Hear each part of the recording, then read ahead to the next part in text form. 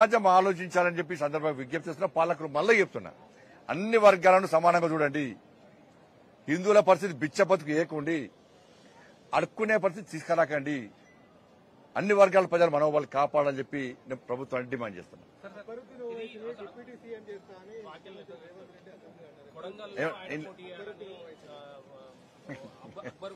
ఎవరన్నారు? ఓల్డ్ సిటీలో మీరు పోటీ చేయాలని రేవంత్ రెడ్డికి అక్బర్ ఆఫర్ ఇచ్చింది. ఈ ఆఫర్లను ఎలా చూస్తారు? ఇప్పుడు అంకుల్ పోయి అన్నకు వచ్చింది వచ్చి లెక్క. ఇంతకుముందు కేసీఆర్కి అంకుల్ అని వేడు కదా, ఇప్పుడు అన్నదమ్ముడ సంబంధం వచ్చింది. ఇప్పుడు మూడదానికి ఏమన్నారు వీళ్ళు ఎంఏ పాటలు, వాళ్ళు గోడ మీద పిల్లుడు. ఇటు పడితే ఇటు దుంకుతారు, ఇటు పడితే ఇటు. అధికారంలో ఎవ్వరు ఉంటే వాళ్ళకి కొమ్మేస్తారు. మూడదాకా కేసీఆర్ అంకుల్ చాలా మంచోడు, ఇంద్రుడు చంద్రుడు అనే.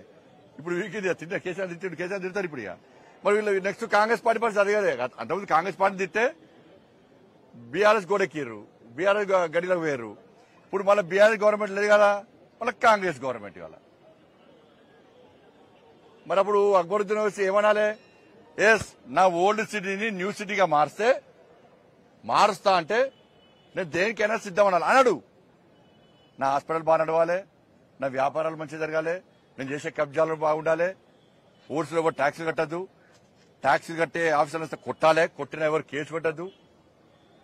15 నిమిషాలు సమయం ఇస్తే హిందువులను నరికి చంపుతా అన్నటువంటి వ్యక్తిని తీసుకొచ్చి కొడంగల్లో పోటీ చేస్తా అంటే గెలుపు మీద అనేది చాలా దమ్ముంటే ఏమని చెప్పు.